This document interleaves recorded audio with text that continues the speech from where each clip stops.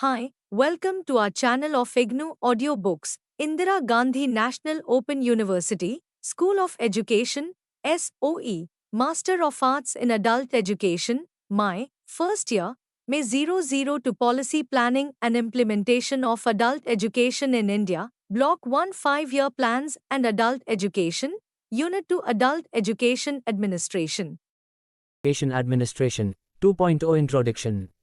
We know that adult education, like education, is as old as the human civilization itself and thus forms an essential and integral part or segment of overall education of an individual. Since adult education plays a dynamic role in the social, economic, political, and cultural transformation, it, accordingly, becomes subject to certain changes from time to time so as to suit the changing needs, in nature, forms, objectives, content and level. In this unit we will discuss adult education administration in India and the course of changes that took place in its administration over time. For the sake of convenience, we divide our discussion into three periods: pre-British period, the British period and post-British period. The major focus of our discussion will, however, be on administration of adult education with a view to understanding the significant changes therein over time. 2.1 Objectives. After going through this unit, it is expected that you will be able to understand the nature and scope of adult education and its administration in India. Explain how adult education has been administered during different periods of time, and appreciate the changes that took place in adult education administration over time. 2.2 Pre-British period. As we have learnt in the preceding units, adult education is not new to India. It has existed since the time immemorial, but in different forms in different places at different times. Here in this section let us look at education in general along with possible special reference to adult education during the pre-British period. India had a highly developed urban civilization such as the Indus Valley civilization which flourished about 4 to 5,000 years ago. And they people then too learned reading and writing. Different kingdoms existed in the Vedic age, 2000 BC to 1000 BC. The education of the Aryans or the people of the Vedic age pertained to language, literature, fine arts like dancing and mukik, and military science. People were fond of listening to the bards. In the administration the king was helped by several officers like the royal priest, Purohit, commander-in-chief, Senapati, and the head of the village, who managed the affairs of the village through an elected panchayat. During the later Vedic period, 1000 BC to 600 BC, several ashra-ns came into existence in the forests and education was free and universal. Women enjoyed freedom to receive Vedic education. When caste system gradually became more defined, education of caste children and practices of caste adults became a subject matter of some rigidities and restrictions. The Brahmins lived in the ashrams with their students, and taught them and fostered Brahmanical Hinduism.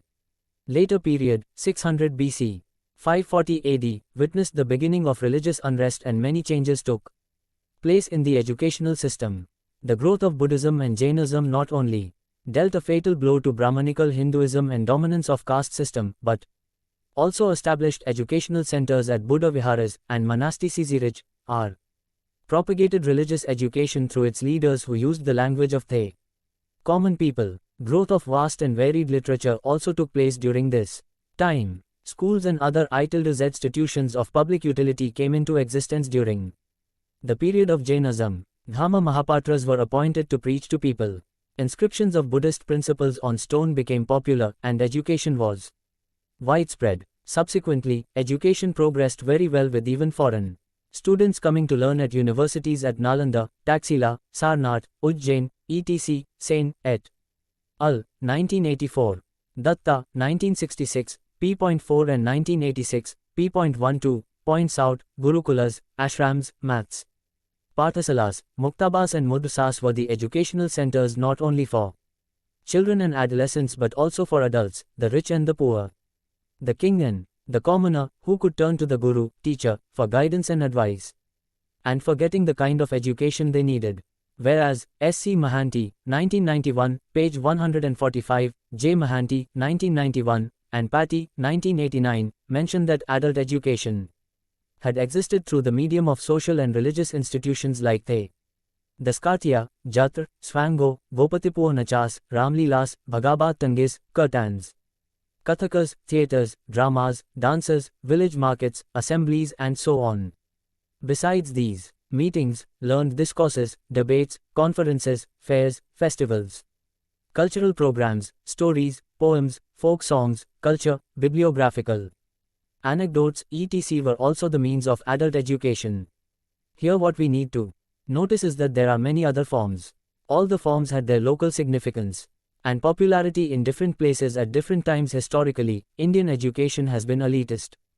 Traditional Hindu education was tailored to the needs of Brahman boys who were taught to read and write by a Brahman teacher. See http www.indianchild.com/education-society-india.h. Broadly, the aims of education included infusion of piety and religiousness, formation of character, development of personality, stress on social duties, promotion of social efficiency and happiness, and preservation, spread and transfer of culture. A section of Brahman community was always available to sacrifice its life and talents in order to ensure preservation of the sacred texts. Theirs was a lifelong and almost a tragic devotion to the cause of learning.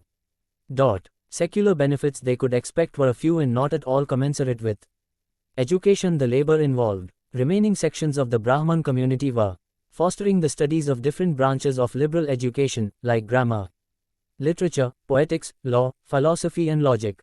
They were not only preserving the knowledge of the ancients in these branches, but constantly increasing its boundaries by their own contributions, which were then handed down to the medieval times. Specialization became a natural consequence of this tendency, and it tended to make education deep rather than broad. Though ancient Indians held that all should normally receive the benefits of education, they have also laid down that persons who were morally and intellectually unfit to receive it should be excluded from its benefit. But they were convinced that no good results would follow if education is begun late in life. Here we can note a fact that it is against the present-day adult education philosophy or principles of adult learning, where age is not a bar at all.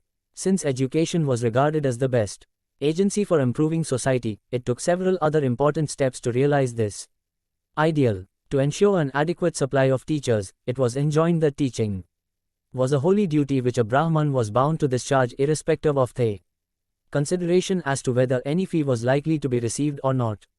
It made education free, and held to public opprobrium and disgrace any teacher who would stipulate for fees. During this period, Upanena used to mark the beginning of the Vedic education, which in several respects resembled the secondary education or adolescence education of the modern times.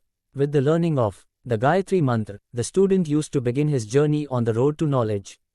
The ritual heralded the beginning of a new epoch in the student's life, characterized by dignity, decorum and discipline. The staff exhorted the student to become a careful watchman, charged with the duty of guarding the Vedas. Rituals were naturally prescribed at the beginning and at the end of the annual school session, as they were at the beginning and at the end of the educational course. In prehistoric times, the annual session of schools and colleges began soon after the commencement of the rainy season, when the sowing operations were over and crops had begun to sprout. Upakarma or Shravani denoted a ritual performed at the beginning of the college session. Our authorities declare that the ritual was to be performed only by the teacher along with his students when they had reassembled at the beginning of the session. Kshatriyas and Vaishyas gradually ceased to perform Upanena and sank to the level of the Shudras. This gave a great setback to their literary education. As far as the professional education was concerned, it was ensured to almost all persons anxious to receive it, but when the caste system became hereditary, every family was expected to train its children and bring them up in the traditions of its profession when they became adults. As far as organization and administration of adult education is concerned, only a few educational institutions were located in sylvan solitudes. There is, however, no information as to what arrangements were made in these institutions for the housing of classes and the lodging of students. In fair weather, the classes must have been held under the shade of trees. In the rainy season, some kind of humble tenements must have been found indispensable both for teaching and residence. As far as organized educational institutions like the Buddhist universities or Hindu temple colleges are concerned, we have definite evidence to show that they used to provide good, spacious and often imposing buildings for their class rooms and hostels. At Nalanda there were 8 big lecture halls and as many as 100 small classrooms. The college buildings were stately and several stories in height. The University of Vikramasila was provided with several lectures halls by the Pala emperors. Similar arrangements must have existed at other famous Buddhist centers of education. Military schools intended for aristocratic families were naturally housed in spacious and imposing buildings. Temple colleges were usually located in spacious halls and apartments adjoining the temples to which they were attached. As far as organization of temple colleges is concerned, South Indian inscriptions give us a vivid picture about the functioning of the temple colleges and their flourishing there, but throw very little light on their internal organization. It would appear that they were probably administered by the temple subcommittee of the village council, within whose jurisdiction they fell. It was this subcommittee which administered the estates, given as endowments, and appointed the teachers of the institution. What subjects were to be taught and how many seats were to be reserved for each of them may have been settled by the temple committee in consultation with the views of the head of the institution. The latter was in charge of the internal administration and the distribution of the teaching work. The supervision of the library and the maintenance of discipline also fell within the jurisdiction of the head of the institution. An inscription from Malkapuram, dated 1268 AD, reveals the existence of an institution, Malkapuram Temple College, which was a temple, a college, a hostel, and a hotel combined. There were 8 teachers in this college, 3 for the Vedas and 5 for the secular subjects consisting of grammar, literature, logic, and agamas. There was 1 doctor in charge of the hospital. In the South Indian colleges there used to be about 20 students on the average under the charge of each teacher. The Malkapuram College had probably about 150 students. They were as usual offered free tuition, board, lodging and medicine. Regarding teachers' pay, the inscription, however, states that while the carpenters and drummers of the temple establishment were assigned 1 put-5 of land for their wages, each teacher was given an endowment of 2 put-5 of land. We do not know anything about the net income of this land endowment. The teacher's income was thus twice the wages of the skilled laborer. The society was offering him just what was necessary for a decent family life. As far as private teachers were concerned, they usually held their classes in their own houses.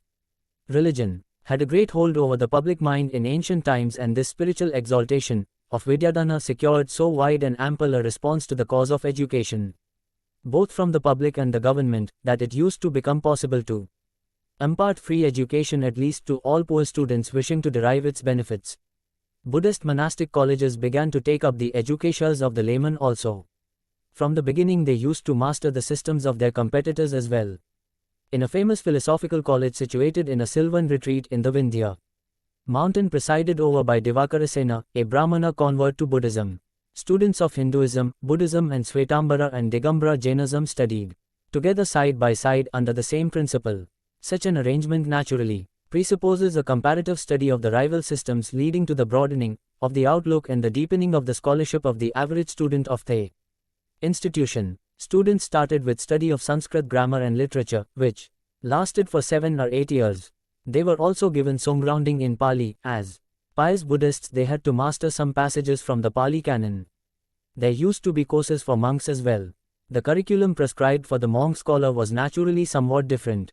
It did not include any special study of secular sciences like poetics, literature or astrology, but was concerned principally with theological subjects. For 10 years after his admission as a novice, the monk student was under the direct guidance and control of his preceptor, who used to initiate him in the study of Pali and Sanskrit. There were efforts to prevent wastage in education even in the ancient period.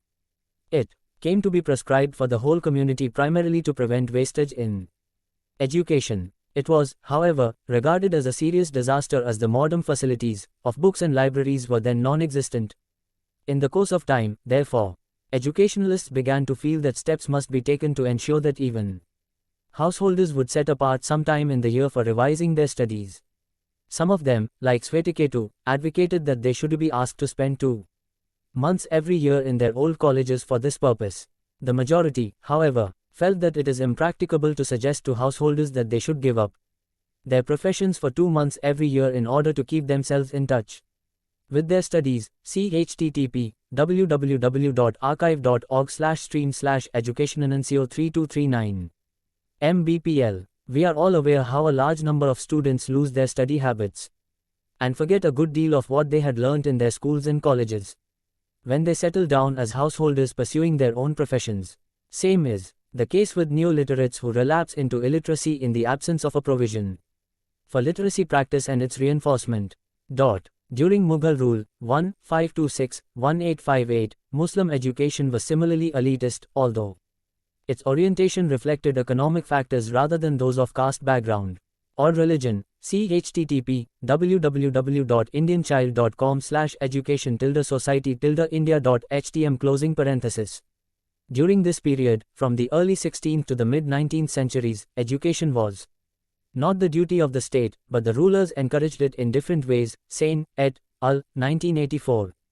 The report of the Bengal Provincial Committee, Education Commission, 1882, observes, the Mohammedan conquest proved disastrous to all indigenous educational institutions. The proprietary rights in land changed hands. The language of the court was changed. Indigenous learning lost most of its support, and after that classes had settled down, the well-to-do classes of the Hindus took gradually to the cultivation of foreign language, literature and manners. The tolls were more and more deserted and left to only those who wanted to learn the Hindu rituals. In course of time, the Musafin teachers and schools drew off the largest portion of the upper and the middle classes of the community, and the tolls and the patasalas either died or barely managed to survive. See http www.archive.org/stream/educationingcheo3239 mbp/. Thus, the form, content, target group, place, coverage, support, organization, administration, and so on, differed widely from geographical area to area, from time to time, from kingdom to kingdom, from religion to religion, and from activity to activity. We understand and recognize that the adult education activities were often basically intended to promote the knowledge of social, religious, historical, political, medical, fine arts and literary events and aspects. It is through all these forms of adult education that the religious literature, traditional knowledge and values flourished and got transmitted to successive generations. Often both education and entertainment went hand in hand but not related to the economic strivings of the community. Furthermore, these activities were scattered, organized and administered by the small institutions under the control of religious communities or small group of people enjoying the royal patronage in the local areas under the respective kingdoms. It was thus happening in clusters of select institutions under different kingdoms or those managed by religious communities. Moreover, the transfer and exchange of information and knowledge, and the educational participation and interaction was more elitist, usually confined to only certain people of selected social classes or positions. Thus, the forms, content, organization and administration of adult education during this period varied widely. 2.3 The British period. IODITLT Educational Administration. We all are aware of some fact or detail about the entry of the British, their gradual control over the country and their exit from India. During their period, the British employed the strategy of emotional and intellectual colonization in India to consolidate their political control over the country. But the cunning colonial government selected the education system as the instrument for hitting its targets. Under British Company and Crown Rule, 1757 to 1947, official education policies reinforced the pre-existing elitist tendencies of South Asian education by tying entrance and advancement in government service to formal academic education. Colonial rule contributed to the legacy of an education system geared to preserving the position and prerogatives of the more privileged. Education served as a gatekeeper, permitting an avenue of upward mobility to those few able to muster sufficient resources. Even the efforts of the nationalistic Indian National Congress faltered in the face of the entrenched interests defending the existing system of education. Early in the 1900s, the Congress called for national education, placing an emphasis on technical and vocational training. In 1920, the Congress initiated a boycott of government-aided and government-controlled schools. It founded several national schools and colleges, but to little avail.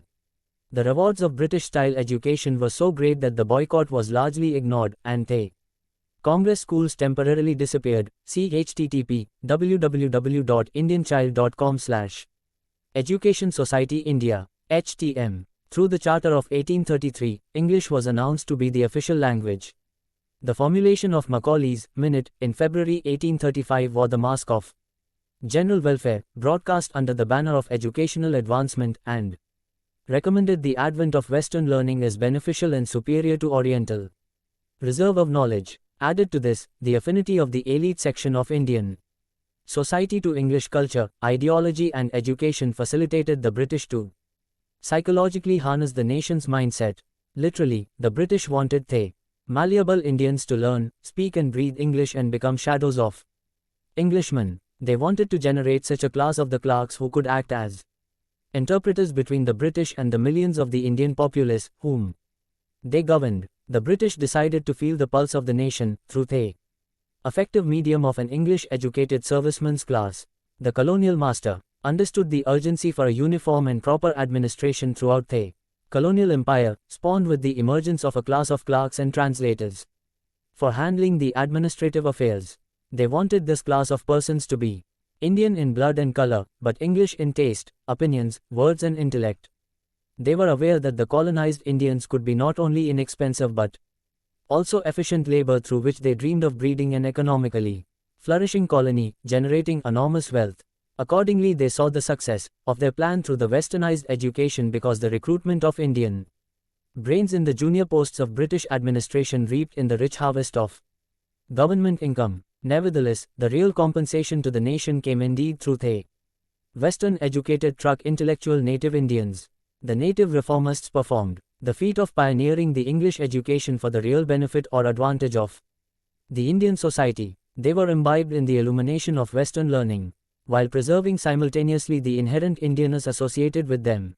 Their exposure to the rational attitude of the Western philosophy, the ideology championing the rights to liberty, equality and fraternity, and the scientific inventions and theories invited the dawn of consciousness on them.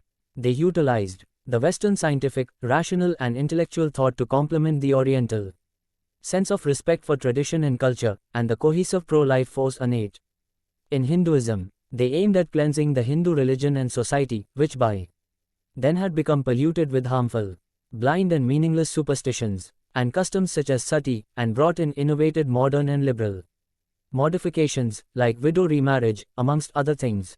To augment the efforts of the British government, the Christian missionaries marched forward to plant the flag of British imperialism in India, under the humanistic camouflage of educational campaigns. Their target was the elite Indian section of the society. It was so, because many prestigious families were enamored of the newness of English education. Female education, however, did not rise to that much of prominence, as it should have. No matter how publicly the British tried to advertise the importance of the growing woman question dealing with the rights of females, the actual scenario was very different. Still, one cannot deny the role of the unmarried female missionaries who crowded to India to elevate the status of the downtrodden women and children. They taught women their value through education. Their way of imparting education was through narration of stories in the domestic space of the households. Women learned the art of needlework, not only for daily family use, but also for earning a livelihood. Christian missionaries very wittily manipulated the adult Indian women to embrace Christianity. However, success was very limited. The reason was that women were dominated by the males who were the lawmakers. Yet, the wave of Western education did not die away.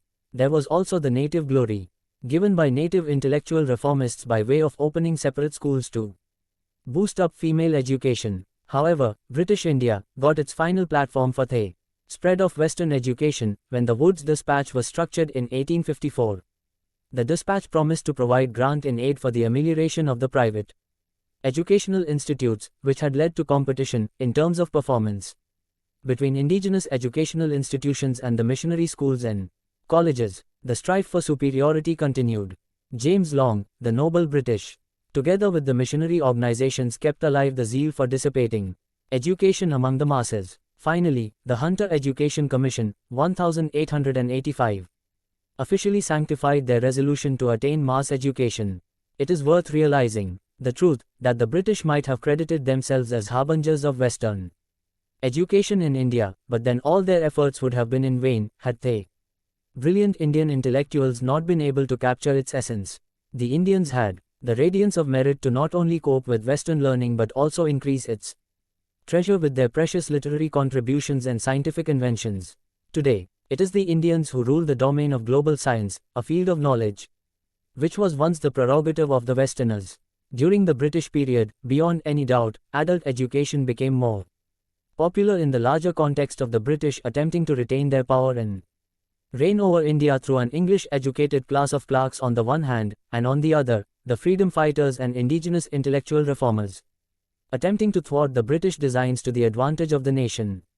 The result is, adult education as a part of general education assumed greater significance in the policies and programs of the British government for generating and promoting English light rattle educated clerks for facilitating their administrative affairs. At the same time, the diverse political groups, freedom fighters and social reformers with different strategies tried to reach the masses through local languages and indigenous system of education. The night schools, literacy centers for adult illiterates, JA, schools for teaching literacy to prisoners and circulating libraries for the literate and educated public came into existence in different princely states as well as in the provinces.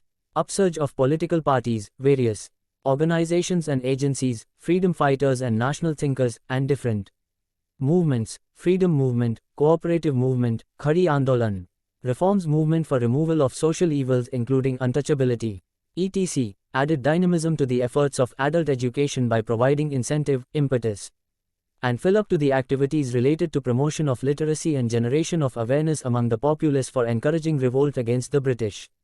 Their collective efforts through the respective vernacular or local languages became big mass movements and acquired national dimension in various forms.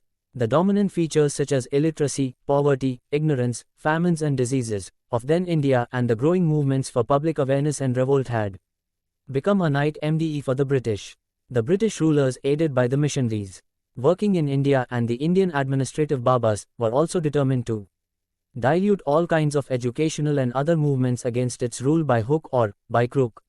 Thus, the aims, objectives and functions of adult education programs and activities of the British and the Indian leadership were almost a total contrast. There was parallel administration of respective policies and movements, one by Indians to mobilize the general populace against the British rule and the other by the British to mitigate its Indian servant community such as the bureaucrats and other beneficiaries, to help the British perpetuate their rule by diluting these movements. As a result, there were several setbacks to both sides of the administration and organization, in terms of lack of cooperation and coordination at local and regional levels, amongst other things, at different times, in different ways due to their mutually opposing policies and approaches. Towards the end of the British rule, during 1937–39, when the Congress ministries were in power in most of the provinces, the adult literacy program achieved premium and a provincial mass literacy committee, PMLC, consisting of official and non-official members with the education minister as its chairman was formed. In 1938, suitable learning materials were developed and libraries were set up to support the literacy centers. Central Advisory Board of Education, CABE, in its fourth meeting in 1938, set up an adult education committee under the chairmanship of Dr. Syed Mahmood, the erstwhile education minister of Bihar, to consider the problem of adult education on all India basis. The committee in its report submitted to CABE in 1939, C. Shah, 1999, pp.49–58, not only emphasized the adult literacy program, but also recommended training of literacy teachers, motivation of adults, use of audiovisual aids, special efforts for retention of literacy and continuing education. During this period, the planning and administration of adult education was confined to respective provinces and adult education, thus, came under provincial administration. Number of recommendations were accepted by CABE at its fifth meeting held in Simla in May 1940. First and second All India Adult Education Conferences were held in 1938 and 1939 respectively. The Indian Adult Education Association, IAEA, was formed in 1939 and provided a forum for the workers and functionaries in the field to promote awareness and to sort out the problems faced in making adult education in the country a success. IAEA continued to be a voluntary organization without state-level associations of its own. However, its membership, besides individual members, included the voluntary organizations from different parts of the country. From the above discussion, we can clearly understand that the local specific organization and administration of adult education during pre-British period took a turn to a widespread but scattered national movements for promotion of literacy and awareness among the masses for action. The British promoted an administered programs aimed at continuing their rule, while those organized by the freedom fighters and political parties and other nationalists were targeting the British rule. There were thus two broad, parallel administrations of adult education programs with mutually contrasting sets of goals and objectives, one set of the British government and the other of the Indians. When the provincial governments were formed, adult education fell under provincial administration during this period. 2.4 Post-independence period. After independence, the Government of India tried to reorganize and institutionalize adult education programs in the country. In 1948, the Central Advisory Board of Education set up a committee for planning various schemes of adult education. Adult education was renamed as social education.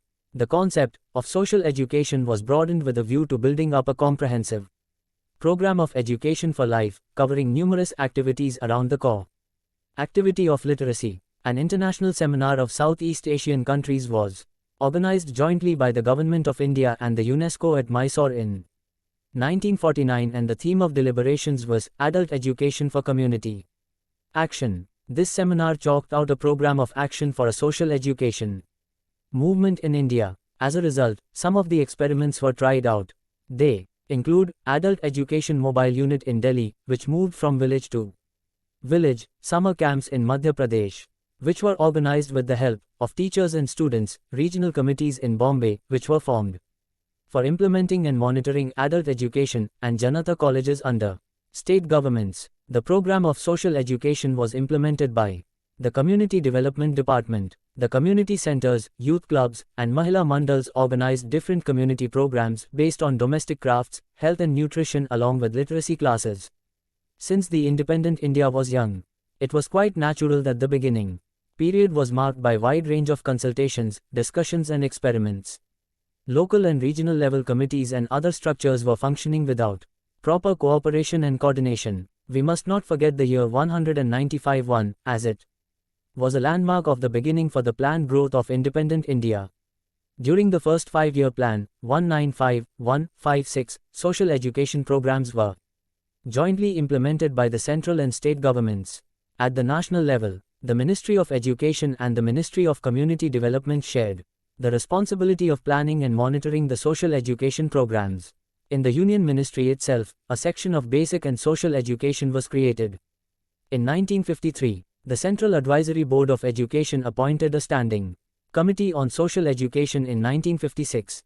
At the state level, TBE State Education Departments and the State Community Development Departments were made responsible for organizing the programs of social education, which included literacy centers, community centers, libraries, and Janata colleges. Social education came to be regarded as a recognized method of community development. The major responsibility of carrying out the field work of social education in the development blocks went over to the Community Development Program. Each block had a male and a female social education organizer, who were in charge of implementing the social education programs for the success of community development program as a whole. When a number of blocks constituted a project, a chief social education organizer was appointed. At the project level, the male and the female social education organizers worked under the administrative control of the block development officer. Social education organizers' training centers were set up for providing comprehensive training to the social education functionaries working at project, block and village level. At the end of first plan, a scheme for the appointment of district social education of JHS was introduced to provide a link between the social education organizers in the development blocks and the Department of Education in the states and union territories. The Department of Education continued social education and literacy work in such areas as were not covered by the Community Development Program. Lakshmi Reddy, 2000, p.42. During this plan period, we can find that the administration of adult education assumed the national character with the direct support and involvement of the governments at the center and the state levels. There was a planned effort made to streamline the administration of adult education at different levels. In brief, the administration of adult education then was as follows. National level, the Ministry of Education and the Ministry of Community Development.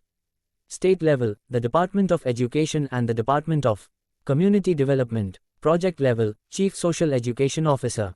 Block level, Block Development Officer and Social Education Organizers. During the period of second five-year plan, 1956 to 61, we noticed that there were efforts to involve more ministries, departments and other organizations, thereby enhancing the base for wider participation of the community. Thus, in addition to the Ministry of Education and the state education departments, social education was undertaken by other government departments and voluntary agencies. The Ministries of Community Development, Labor and Defense had started separate programs. The Central Social Welfare Board and Central Board of Workers' Education also organized programs for education of men and women. The Union Ministry of Education, with the assistance of UNESCO and the Technical Cooperation Mission of the USA, established the National Fundamental Education Center, NFEC, in 1956 to discharge the functions of training, orientation, evaluation and research, material production, clearinghouse activities, etc., in the field of social education. It was the precursor of the present Directorate of Adult Education, Agarwal. 1989, p.79. In the third five-year plan, 1961 to 66, in order to make adult education more effective, an attempt was made to integrate literacy with functional training of adults. Besides continuing the schemes started in the second plan, new schemes and projects were launched during this period. They included Janata colleges, community centers, farmers' clubs, and Mahila Sarnitis. The teachers, students, and educated persons of the community offered their service on voluntary basis. The library scheme was strengthened. State and district libraries were set up. The Jaipur University started the Adult Education Department to provide facilities for higher learning of adults. Indian Adult Education Association conducted a number of seminars. The All India Radio started broadcasting programs for villages from 30 stations. Due to the Chinese aggression during the third plan, the Government of India could not lay out the sketch of fourth five-year plan. So, there were annual plans, 1966 to 60, for subsequent 3 years. The salient feature of adult education program during this period was the introduction of Farmers' Functional Literacy Project, FFLP, in 1968 by the Government of India. This was an attempt made to link education with development, particularly for increasing production. The project was jointly implemented by the Ministries of Agriculture, Education, and Information and Broadcasting with direct responsibility for the components of farmers' training, functional literacy and farm broadcasting respectively, PATI. 1989, p.20. The different schemes of adult education launched during the fourth five-year plan, 1969 to 74, included Farmers 7 Education and Functional Literacy, Assistance to Voluntary Organizations, Workers' Social Education Institutes, National Board of Adult Education, Directorate of Adult Education, Production and Development of Literature for Neo-Literates and Grant in Aid to Polyvalent Centers. The Interministerial Coordination Committee at the national level consisting of the representatives of participating ministries and other technical agencies, coordinating the work of the three ministries, reviewed the progress of the joint project periodically and provided guidelines for future course of action. Coordination at the state level was achieved through the Interdepartmental Coordination Committee set up at the state level. Similar coordination links at the district, block and village level were established by the formation of district level, block level and in some cases even village level coordination committees. Datta, 1986, pp.92 to 93. At the state level, State Education Department implemented the program. At the district level, the District Education Officer or the District Social Education Officer was overall charge of the program ADID. He lent support to the whole-time Functional Literacy Project Officer in the day-to-day implementation of the program and other allied fields such as libraries, reading materials, training of adult education personnel, etc. Mahanti, SC 1991. NFEC, which was converted into Department of Non-Formal Education in the NCERT, was taken back by the Ministry of Education and Culture and renamed as Directorate of Adult Education in 1971, DAE, 1988, pp.6 to 7. It provided technical and professional support to the programs in the form of materials, media and methods, training and orientation programs, evaluation, ~F work, etc. The National Board of Adult Education, NBAE, was established in 1970. This board aimed at coordinating the programs of adult education between the different state governments and the central government on the one hand and among the different ministries of Government of India on the other. Universities started playing their role in adult education. The University Adult Education Association (UAEA) was established in 1966, which later came to be called Indian University Association for Continuing Education (IUACE). In 1970, helped the university departments to take up pilot projects, to conduct research and to organize extension and extramural lectures. Besides these, special efforts were made for production of suitable literature for neo-literates.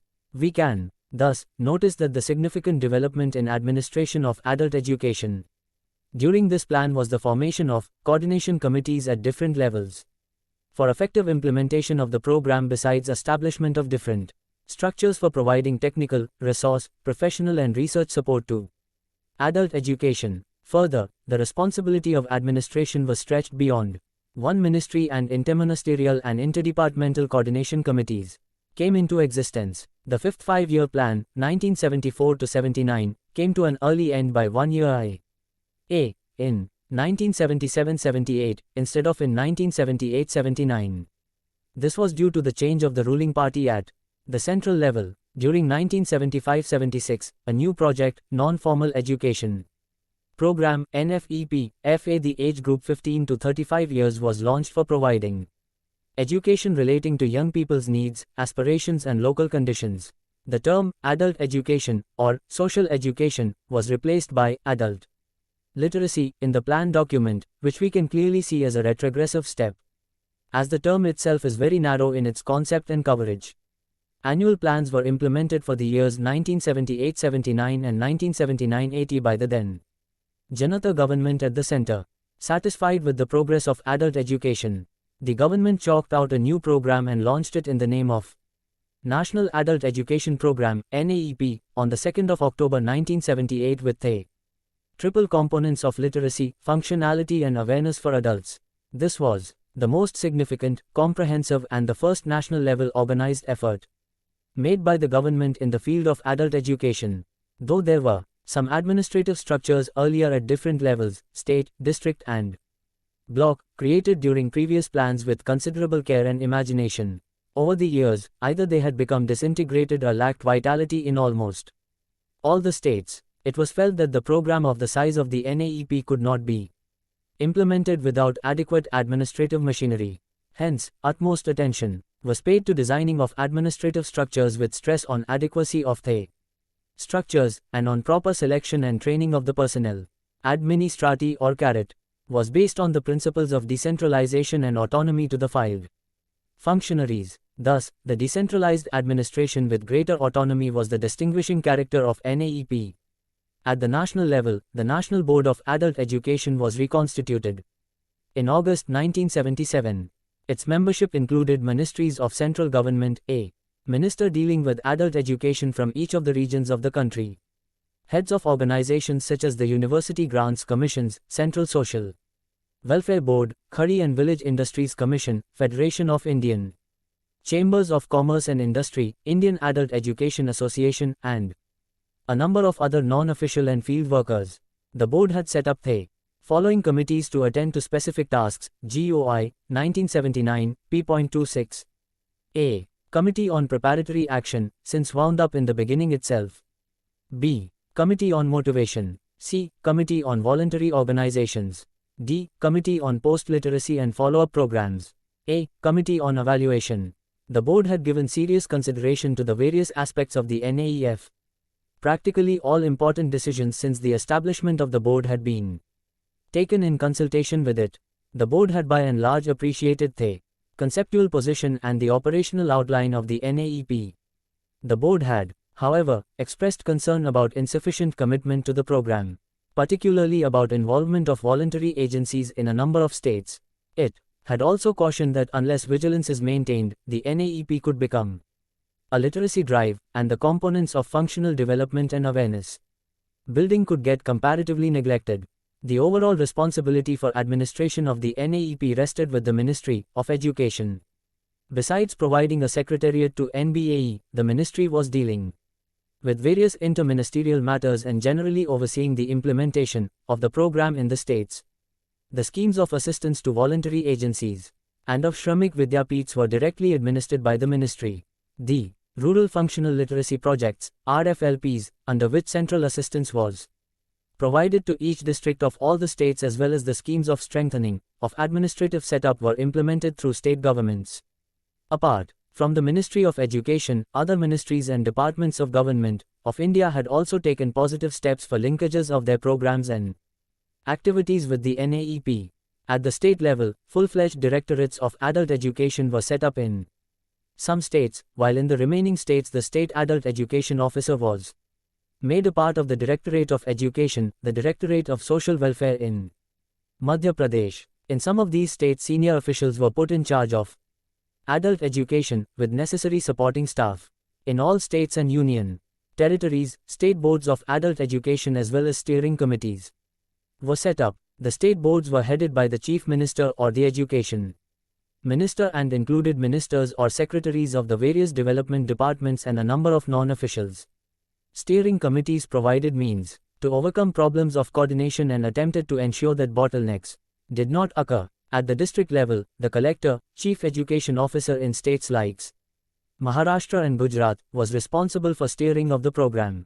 He was to function on the advice of the District Adult Education Board, DAEB, the membership of which included district-level development officers, LS, educationists, teachers, representatives, persons connected with voluntary agencies, etc.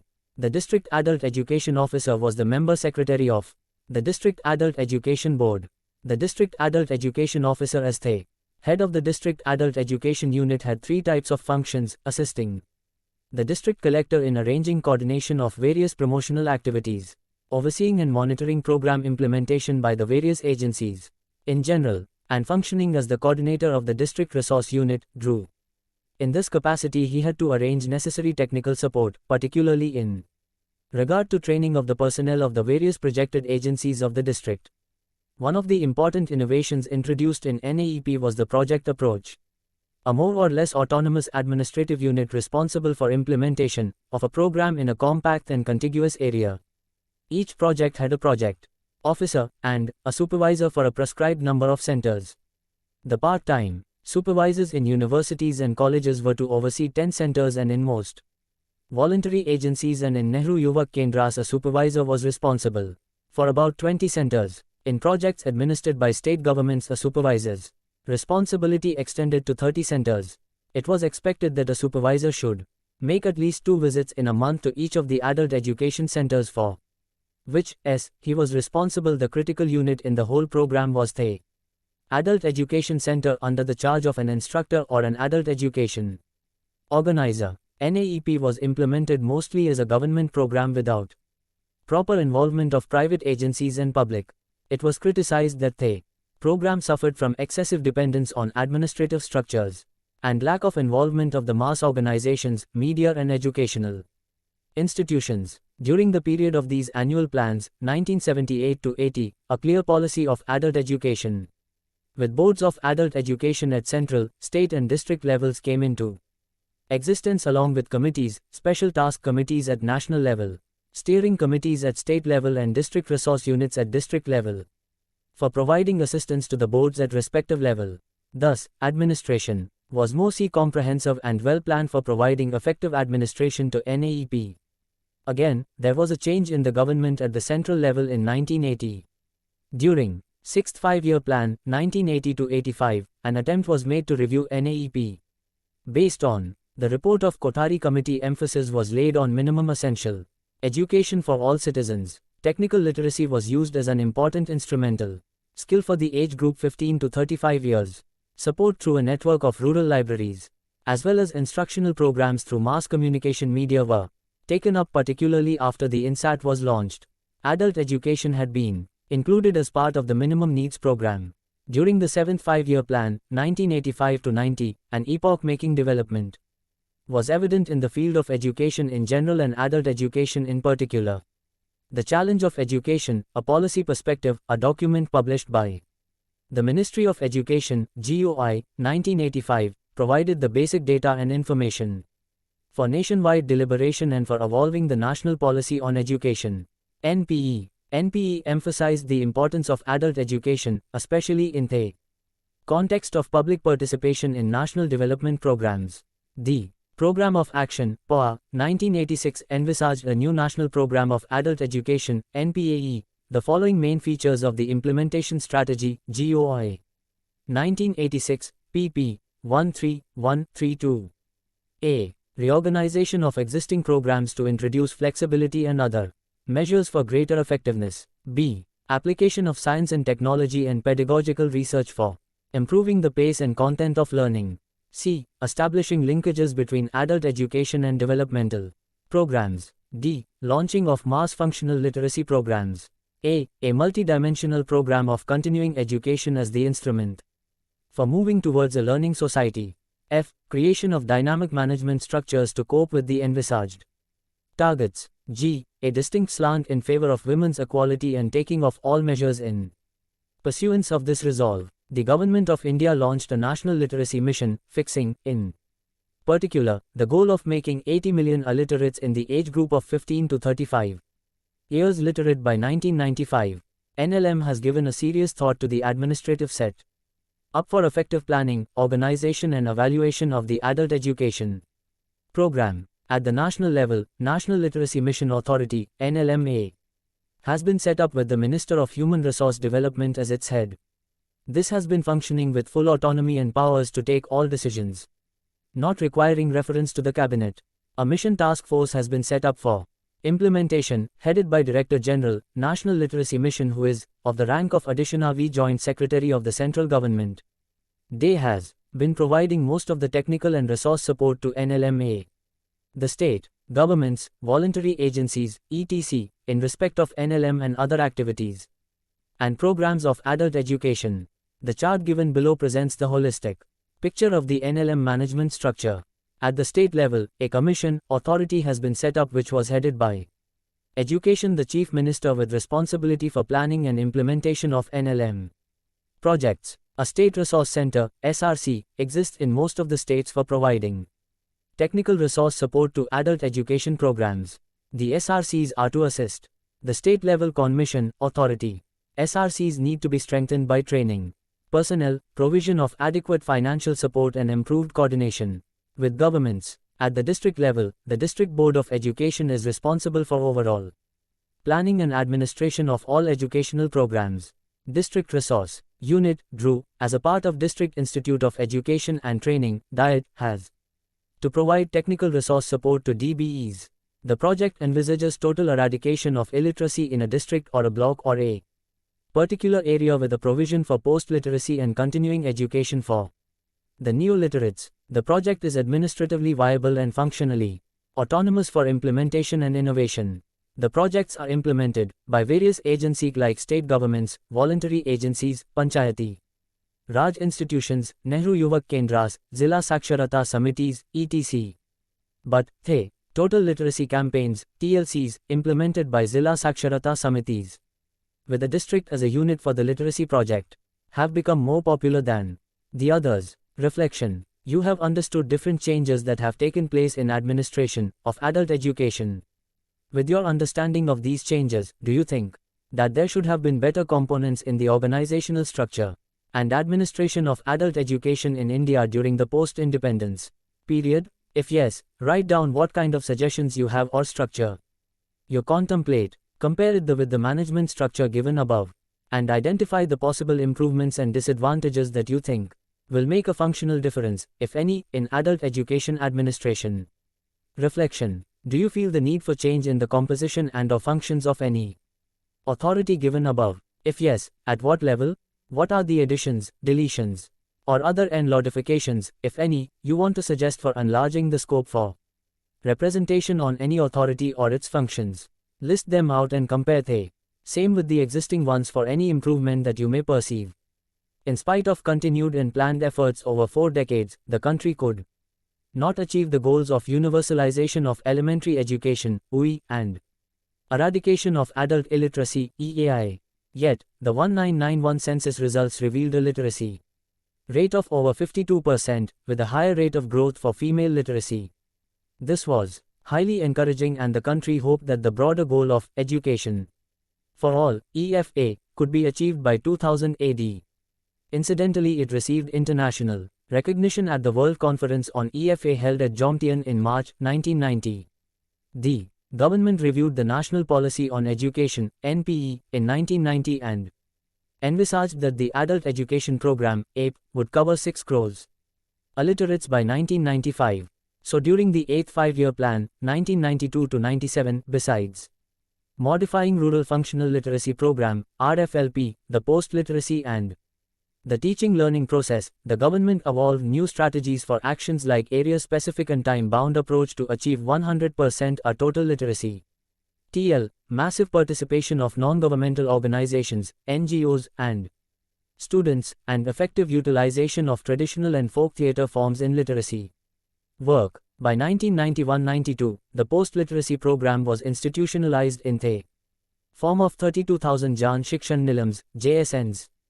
Apart from the introduction of improved pace and content of learning, IPCL, method, which reduced the duration of learning from 500 to 200 hours, technology demonstration programs were initiated in 42 selected districts. The scheme of Shramik Vidyapeeths (SVs) was reviewed, suggesting the need for its expansion. The number of state S centers (SRCs) increased from 19 to 20. A National Institute of Adult Education (NIAE) was set up in January 1991 to augment the technical and academic resource support to adult education and to undertake quality research and evaluation studies. Area-specific and time-bound mass campaigns for TL. First launched in Kottayam town and Ernakulam district in Kerala in 1989. With the active participation of students and voluntary agencies, were extended to other districts. By March 1992, 25 districts had achieved total literacy in the sense of 85% literacy, and TL campaigns were at different stages of progress in 80 districts in Andhra Pradesh, Bihar, Gujarat, Haryana, Himachal Pradesh, Karnataka, Madhya Pradesh, Maharashtra, Orissa, Punjab, Rajasthan, Uttar Pradesh and West Bengal, covering over 3 crore illiterates with the help of about 30 lakh volunteers. Literacy campaigns covered 447 districts, of which 215 were in total literacy campaigns, 173 in post-literacy campaigns and 59 in continuing education phase. District Boards of Education, DBEs, were set up to be the nodal agencies for planning and management of education at the district level, comprising formal education, NFE and teacher training. Vertical linkage was established from DBE to Block Law Mandal Education Committees and Village Education Committees, VECs, in a decentralized framework.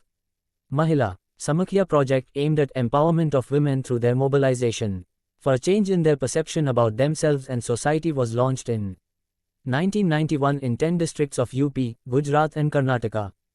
It covered 5,000 villages in 35 districts of 7 states by 1992.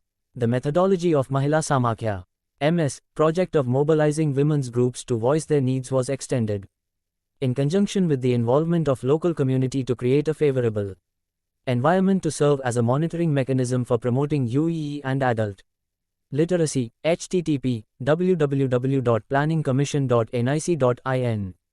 The emphasis during the 9th Five-Year Plan, 1997 to 2002, was on making adult education program more effective by clarifying the administrative and financing roles of the center, the states, Zilla Saksharata Samitis, ZSS, Panchayati Raj institutions, other local bodies and non-government organizations, NGOs.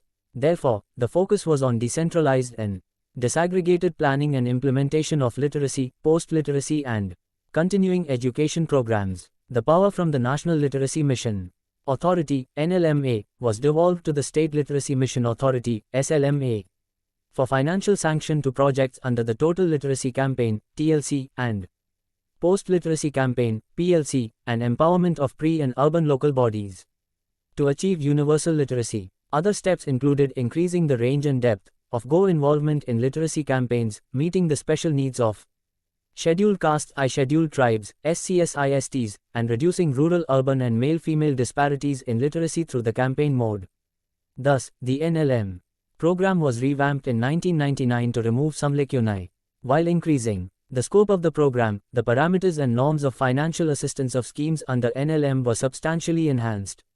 The main features of the revised scheme were an integrated literacy campaign amalgamating all the features of earlier TLC IPLC phases. Full freedom to Zilla Saksharta Sarnitis to attempt synergies with those of local youth clubs, Mahila Mandals, voluntary agencies, small scale industries, cooperative societies, etc. The continuing education scheme encompassing removal of residual illiteracy, programs catering to individual interest and aptitude, skill development, rural libraries, etc., would allow for opening of continuing education centers, CECs, in every major village. Major role for NGOs. Strengthening of state resource centers, SRCs. Enlarging the activities of the Jan Shikshan Sansthans, JSS, to enable them to function as repositories of vocational, technical skills both in urban and rural areas. The NLM covered 96.64 million persons under various adult literacy schemes. Up to December 2001, and out of 593 districts in the country, 160 districts were covered under TLC, 264 under PLC, including 30 under the Rural Functional Literacy Program, and 152 under the Continuing Education Program. NLM focused on the task of imparting functional literacy to persons in the 15 to 35 age group and set the medium-term goal for itself, to achieve a sustainable threshold literacy level of 75% by 2005. The funding pattern of literacy campaigns is 2:1 shared between the center and the state government for normal districts. In the case of districts under the Tribal Subplan, TSP, the ratio is 4:1. The per learner cost for 1 year for a TLC and PLP has been revised upward to 90 rupees. 180 for the TLC, and 90 rupees minus 130 for the PLP with effect from the 1st of April 2000. The normal time span of a TLC is set at 18 months and that for PLP 12 months. The districts would thus establish the necessary infrastructure and complete the basic literacy and post-literacy activities within a period of 30 months. The Rural Functional Literacy Project scheme has been absorbed into the scheme of literacy campaigns and Operation Restoration, which catered to people who have relapsed into illiteracy. The revised NLM scheme, followed since April 2000, envisaged the new approach of the integration of the activities of basic teaching learning with post-literacy activities to ensure a smooth transition from TLC to post-literacy programs, PLP. As a result, TLC and PLP activities were concurrently taken up as the two operational stages of the learning continuum, and drew their financial sustenance from a single budgetary provision. Under the Continuing Education Scheme, the main thrust was given to setting up Continuing Education Centers, CECs, and Nodal Continuing Education Centers, NCECs, which functioned as focal points for providing learning opportunities and facilities such as library, reading room, learning centers, sports centers, cultural centers and other programs catering to individual aptitude. In line with the existing guidelines, each CEC is expected to serve a population of 2,000 to 2,500, with the norm being relaxed in sparsely populated areas. One NCEC is set up for a cluster of 8 to 10 CECs to oversee and monitor their activities. See Unit 1 Current Adult Education Policy and Programs, an overview. During the 10th Five-Year Plan, 2002-07, the National Literacy Mission continued in place with clear focus and medium-term goals. The 10th Plan targets for adult education were to achieve full literacy, i.e., a sustainable threshold level of 75% by 2005, to cover all left-over districts by 2003-2004. To remove residual illiteracy in the existing districts by 2004-05. To complete post-literacy campaign in all districts. To launch continuing education programs in 100 districts by the end of the plan period. For the development of innovative programs, the assistance of NGOs, SRCs, Jan Shikshan Sansthans, and other local bodies was solicited. There was greater decentralization of administrative and managerial activities of NLM to SLMAs. Under Continuing Education Program, priority continued to be on identification and setting up of CECs and NCECs, identification of reading rooms and libraries, and the acquisition of audiovisual material and other infrastructural facilities. The 11th Five-Year Plan, 2007-2012, has placed the highest priority on education as a central instrument for achieving rapid and inclusive growth. It presents a comprehensive strategy for strengthening the education sector covering all segments of the education pyramid. The emphasis is on revamping of NLM programs with the targets such as achieving 80% literacy rate, reduction of Gender gap in literacy to low %, reduction of regional, social, and gender disparities, and extending the coverage of NLM programs to 35 age group, among others. In order to consolidate the gains of the efforts of Literacy for All, LFA, and Education for All, EFA, there is a commitment to strengthen the existing administration of adult education at all levels by all means. A mission for secondary education is also considered essential to move forward in establishing a knowledge society. 2.5 Summary. In this unit we have learned that there was a clustered and scattered administration of adult education during pre-British period. Then during early British period, the administration of adult education became a subject of colonial rule. During later British period there was parallel administration of two streams of adult education activities. One stream formed part of government policy of the British, and the other formed part of the national movement for freedom from the British rule. Adult education during this period was marked by multiple aims and objectives with involvement of diverse organizations and different leaders at national, regional and local levels, and by lack of effective cooperation and coordination at different levels. Towards the end of the British rule it was a subject of provincial administration under the provincial governments. During the post-independence period, under the 5-year plans and annual plans there were adequate efforts for streamlining adult education administration. Establishment of inter-ministerial and interdepartmental coordination committees was the significant development during 4th 5-year plan. When NAEP, the first national program of its kind, was launched, the administration took the shape of highly structured and decentralized administration, with some amount of autonomy at each level. Each project under NAEP had become more or less an autonomous administrative unit. Subsequently, during the period of National Literacy Mission, different authorities, boards, committees, etc. were established and the administration became more comprehensive and well-planned. For effective administration of adult education programs at different levels, significant developments in the administration of adult education program under NLM over the years gradually paved the way for viable administration, with full functional autonomy and resource support at the state and district level to plan, implement, coordinate, integrate, monitor, evaluate and review diverse programs and activities of adult education. To sum up, in this unit, we have discussed thoroughly diverse changes that took place in forms and programs and administration of adult education during the pre-British, the British and the post-British periods in India. We have also noticed how the socio-economic and political developments at the national level have impacted the nature and character of administration of adult education programs. Thank you for watching. We will see you in the next video with the next chapter.